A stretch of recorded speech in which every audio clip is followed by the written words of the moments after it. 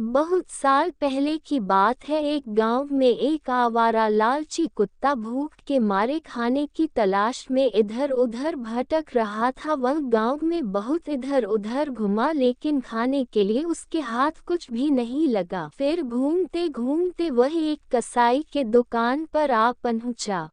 वहाँ पर उसे हड्डी के साथ एक मांस का टुकड़ा पड़ा मिला। वह बहुत खुश हुआ और अपने आप से सोचने लगा, अरे वाह, आज तो कितना स्वादिष्ट मांस खाने के लिए मिल गया है और साथ में एक हड्डी भी है। आज तो खाने में बहुत मजा आएगा।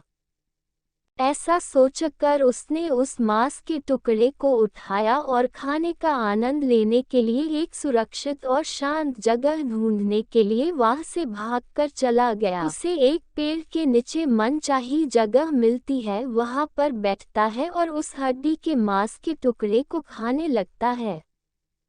खाते खाते उसने मांस के टुकड़े को पूरा खा लिया और सिर्फ हड्डी बची हुई थी। अब उसे थोड़ी प्यास लगती है पर वह उस हड्डी को छोड़कर नहीं जाना चाहता था, तो वह उस हड्डी को ऐसे ही मुंह में पकड़कर नदी के किनारे आ गया। उस नदी पर इस पार से उस पार तक जाने के लिए एक पुल बना हुआ था। वह कुत्ता उस पुल पर आ गया और वह जैसे ही पानी को पीने के लिए नदी में झुका, तभी उसे नदी में उसकी खुद की परछाई दिखाई दी।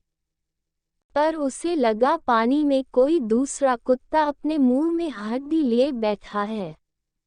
उस पानी में अपनी खुद की परछाई को देखकर उसके मन में लालच आ गया और उसने उस हड्डी को भी पाने के लिए सोचा। लेकिन उसने जैसे ही उस परछाई से हड्डी छीनने के लिए अपना मुंह खोला, तैसे ही उसके मुंह से वह भी हड्डी पानी में गिर गई।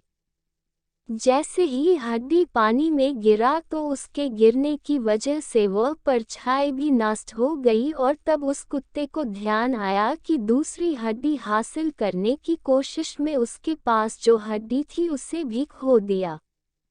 शिक्षा: जो चीज़ें हमारे पास है उसका ख्याल रखना चाहिए और कभी भी लालची नहीं होना चाहिए।